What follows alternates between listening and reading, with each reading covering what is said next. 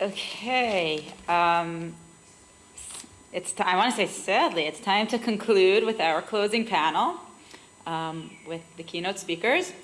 So I'd like to invite Professor Tali Gal to facilitate the panel. Professor Gal is Chair in Child and Youth Rights and Head of Child and Youth Rights Program at the Hebrew University of Jerusalem, Faculty of Law and Institute of Criminology. Her scholarship integrates legal, criminological, and psychosocial knowledge and involves restorative justice, children's rights, and therapeutic jurisprudence.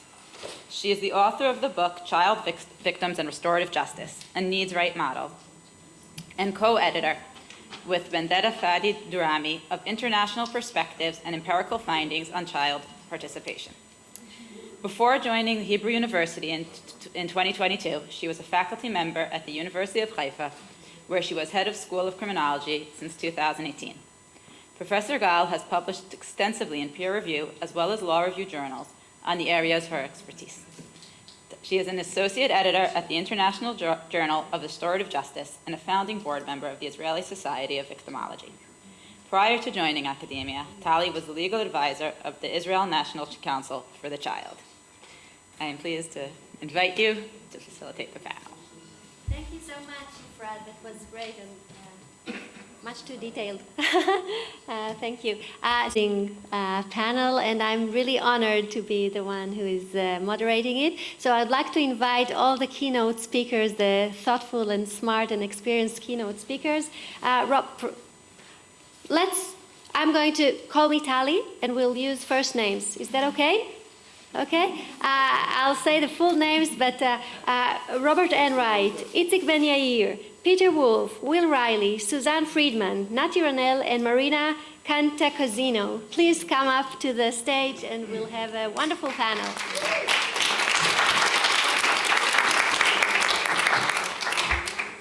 Thank you, that was wonderful.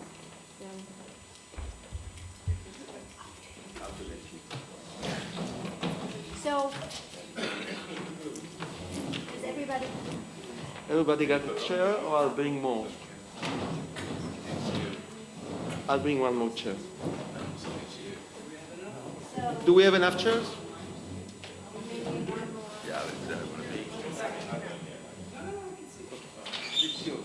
I'll bring one more. So the way is this working?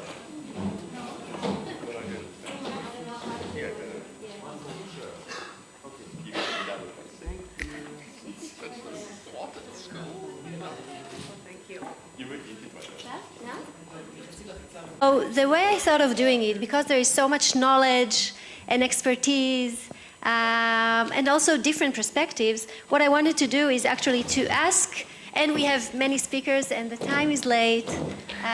Thank you, Nati. So what I wanted to do is to actually ask everybody the same questions. So we will have two questions. Both of them are designed to wrap up things and to collect the ideas that emerged in this wonderful conference. But let me start by saying this was really an exceptional conference, an experience so diverse and so breaking, thought-provoking, really wonderful. So thank you, Nati, and the organizers. This has been really wonderful. So let me start with the first question, and let's start from Itzik, and we'll go that way. And then the second question will be the other way around. Is that okay? Yes. Okay, great. So my first question, and those of you who know me, I'm an optimist, but I thought we would start with the barriers and then finish with more optimistic perspectives. So the first question is, following the diverse presentations and workshops at the conference, what would you consider to be a significant barrier in expanding the use of forgiveness in research, education, and treatment? And how would you recommend overcoming this barrier? So the major barrier, and then how would you... Okay. Thank you, Tali. Hello, everyone. I think that I get that a lot when I speak about forgiveness. I think that the main barrier is that sometimes people perceive forgiveness as a radical idea. They think that when you forgive, you abandon justice. And this is not true. And they think sometimes that you cannot express anger. And it's not true. Forgiveness is love. And love is not a radical idea. Forgiveness is giving. And giving is not a radical idea. So, if I think that we should spread and emphasize the ideas that when someone is forgive to someone else, to the perpetrator, to the offender, it is not about abandoning justice. It is not about not expressing their feelings. It is, in one level, it's me letting go my resentment. I want to feel good. I want to be happy. So I forgive in one phase for myself, maybe for the another person, for the offending person. And as I said in my lecture, it's more in a cosmic level for a better world. So I think that's the way we can overcome this barrier, to emphasize this more and more and more, that people won't think that this is a radical idea. It's actually very simple. Thank you. Okay, thank you. God, I haven't even thought about this. Let's think. Thank you. You're so. I'm not in.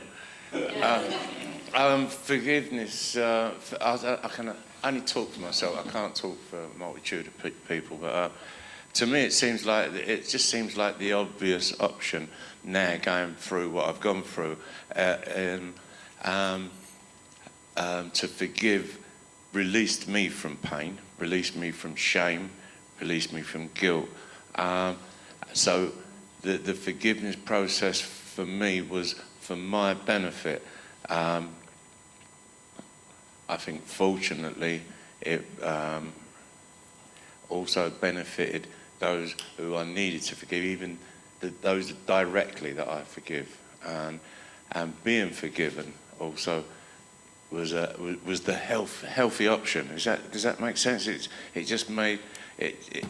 Why would I want to walk about with all this guilt and shame and angst and pain and, you know?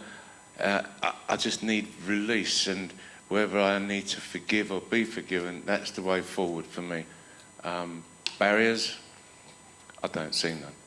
Thank you. The biggest barrier I see is current norms about how we do business in schools, families, houses of worship. Everything is focused on the norm of justice. Be fair, there are rules. You go to school, you take the gum out of your mouth, you sit up straight, and you have to be obedient within the cultural context of work, and everything is about justice, justice, and justice. Forgiveness is in the back room sleeping. We have to create a new norm that justice and forgiveness must absolutely grow up together. And forgiveness has been sleeping in the back room for thousands of years. It's time for societies to wake it up and create a new norm, justice and forgiveness together.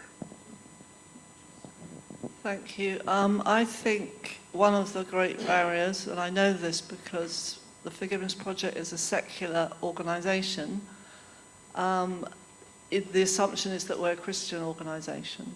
So forgiveness, for many people, we live in quite a secular world now, well, depends what country you're in, of course, but for many people,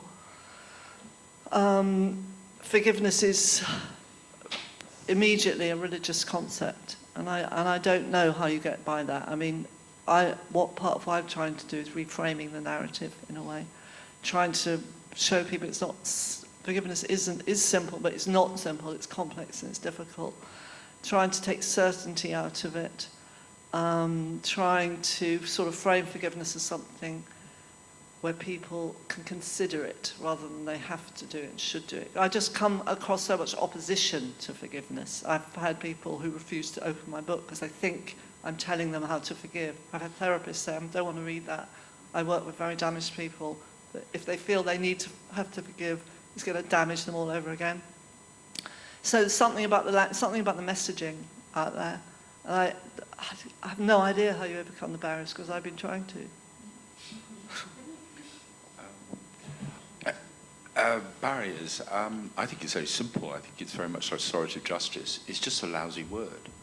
And, you know, a lot of people write a lot about it, and half the world doesn't really understand what it is. And even when they do get to understand it, they've got the wrong explanation of it. And so, and the irony, of course, I'm the perfect case because I've been living a life with Pete for over all these years, and I've never actually said the word. But apparently my acts are acts of forgiveness. So it doesn't make sense. For me, it was at school, it was always a weakness. You've got to forgive so-and-so, you've got to forget so-and-so. And maybe you don't want to forgive, maybe you don't want to forget. But that doesn't mean to say you can't live with it, and you can't handle the anger, and you can't move forward with it. So yes, I think it needs rebranding. Well, I agree with several of the responses already given, that the misunderstanding of what it means to forgive, what forgiveness is and is not, is definitely an obstacle. I think a lack of awareness of forgiveness as an option, as a way forward. I also think the silos in our work. So being here has been very inspiring because I didn't know how much work is being done on forgiveness, on restorative justice, and it's so wonderful to hear about this, and that's why conferences like these are so important, so we can see what other work is being done and bring it back to our country, our school, our organization, our community. I also think social media and the messages that we hear in the news about revenge and violence, I think we need to blast the messages that the stories that we've heard today about forgiveness, so that the stories of forgiveness are just as common as the stories of revenge, and that rolls off people's tongues, and that gets sensationalized, not just the stories of revenge and violence. Since forgiveness is an expression of love, love can break any barrier. So forgiveness has no barriers. But self-centeredness, which is core barrier in humans, is the main barrier to forgiveness. And the struggle of each person, as far as I believe, is to overcome self-centeredness, to go beyond self-centeredness, towards the spirit. And being identified with our self-centeredness, our self-importance, our ego, our egoistic motives, which is called ignorance by Eastern traditions, this is the main barrier. Thank you. I can't hold myself by answering as well, so forgive me for answering as well. For me, I feel that forgiveness has bad PR, just as restorative justice. It's really tough to sell it as a serious, scientifically based approach. We are considered either religious or hippies, do-gooders, meditators, whatever, do-gooders, you know, naive. This is bad PR. I know that in my faculty, the new faculty that I joined, just saying that I work on forgiveness, wow, I have to breathe deeply before I dare speak about it, you know? This is not a serious matter. This is not law and economics, not even restorative justice that is more, you know. I think the work that people here are doing, the research, the serious research, showing evidence of the health, physical health and mental health benefits of forgiveness, this is science. And the more you do it, the more we do it, I think the better PR we get. I want to add, just to your comment, that when we tell people that we are dealing with forgiveness, they look at us with an arrogant, forgiven look.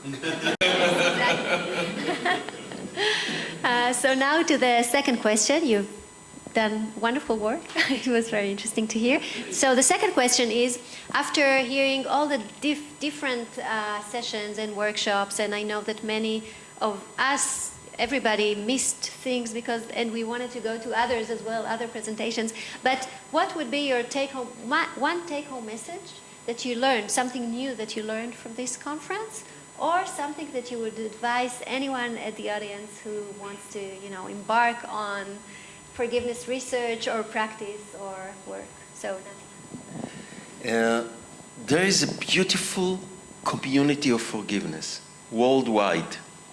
And this is very encouraging to know. And if we take it, this beautiful community of forgiveness, and we know that there is hope, and the hope is always individual, because the choice is always individual. So we have a choice. And I think Robert ended his presentation yesterday with this choice. How do we want our life to be? Either with rage, self-centeredness, egoistic motives, or we want to choose the other hippie style, meditative style, or whatever, of being more forgiving. And this is a choice, and there is a community in the world that choose it, so we can join it anytime.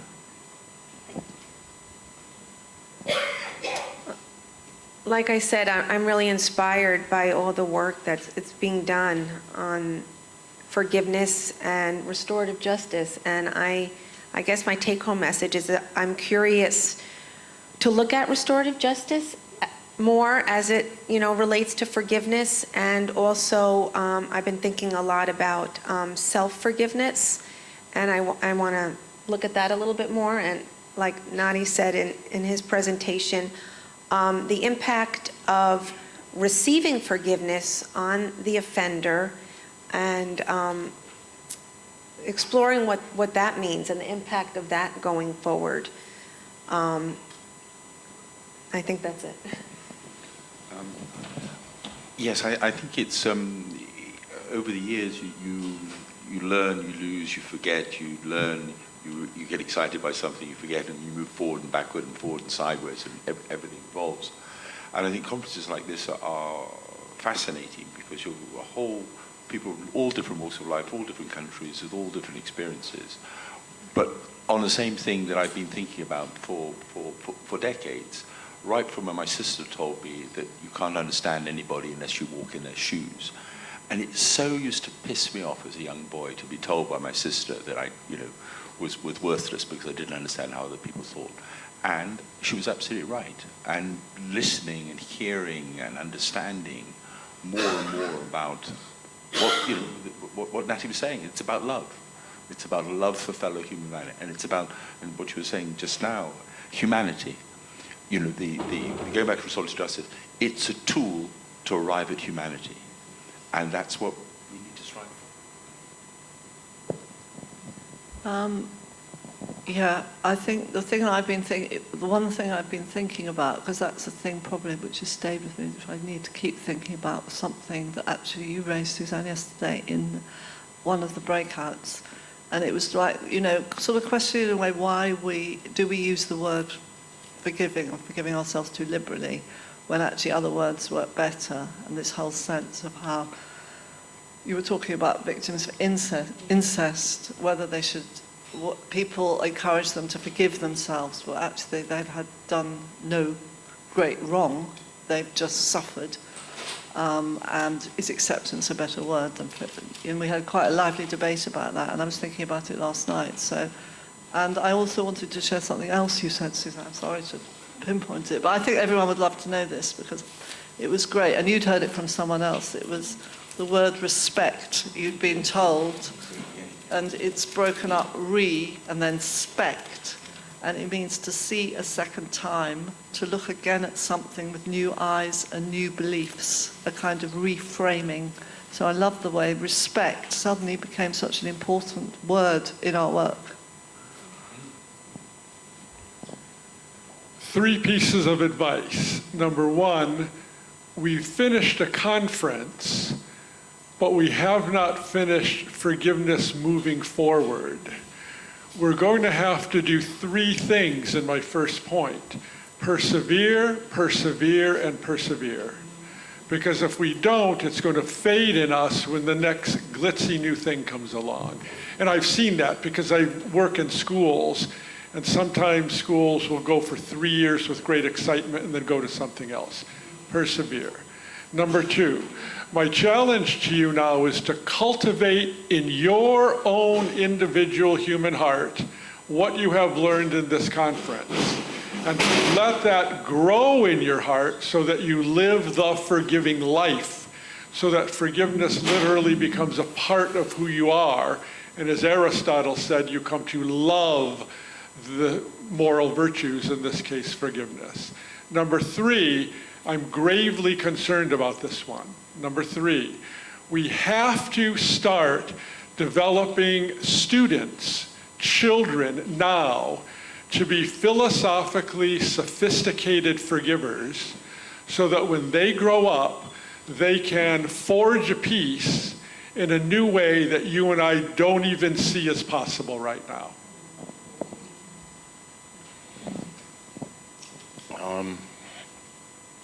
I think it's really quite simple. That Dr. Aldous Huxley said the essence of spirituality was to be kind to yourself and kind to others, and that's what we need to do. Be kind.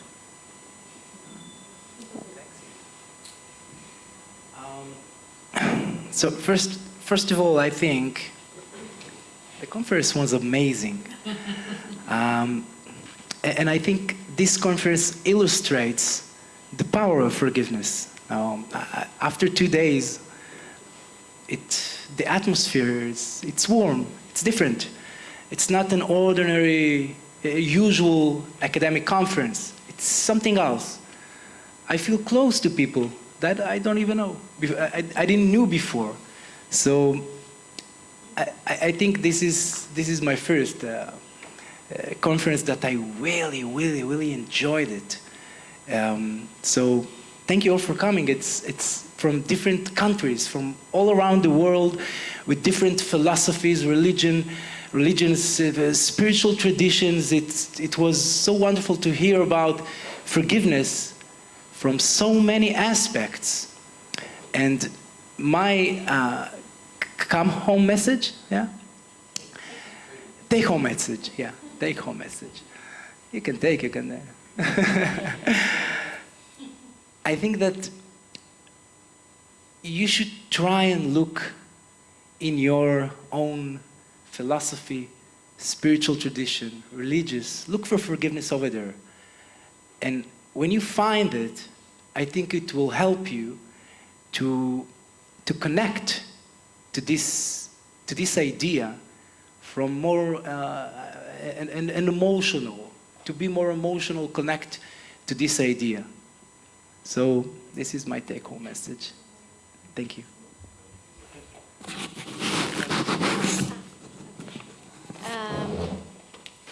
Yes, I actually learned something new from Marina, from your presentation, but it was also hinted in others.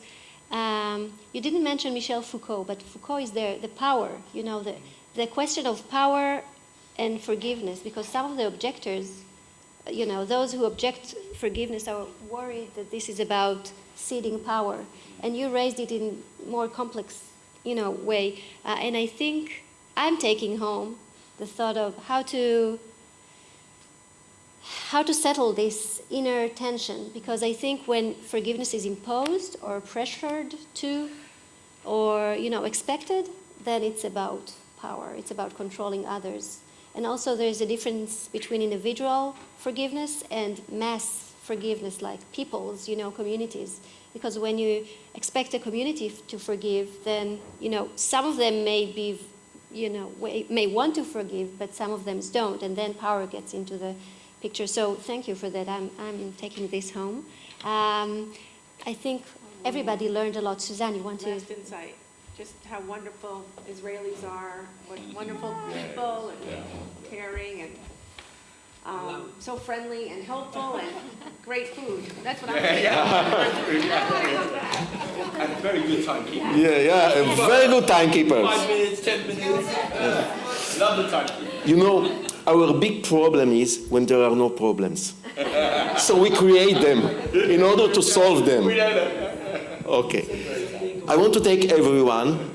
We were asked by Tali what we will take home. And I would like you, before you go, come closer, look at the beautiful flowers, and each of you pick up one flower and take it with you home. So a memory for maybe 1 more, 2 more days. It's enough, and take it home with you.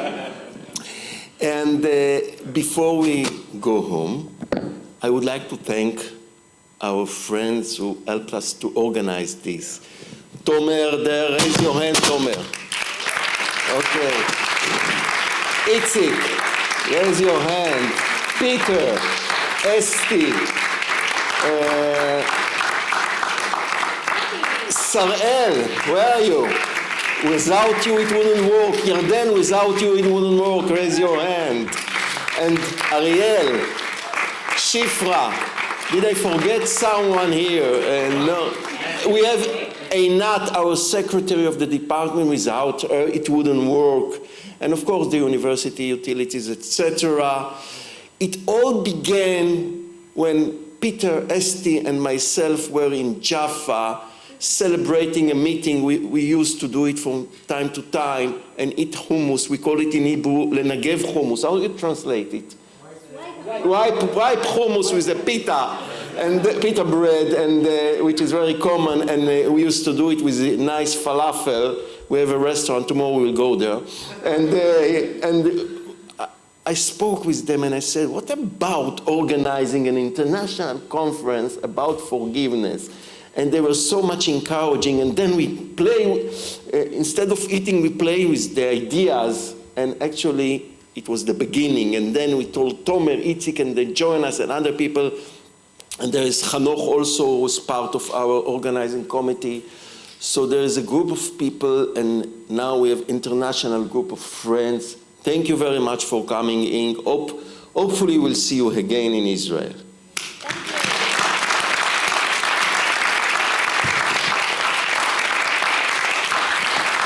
Thank you, Nati, for organizing it. And thank you all the panel members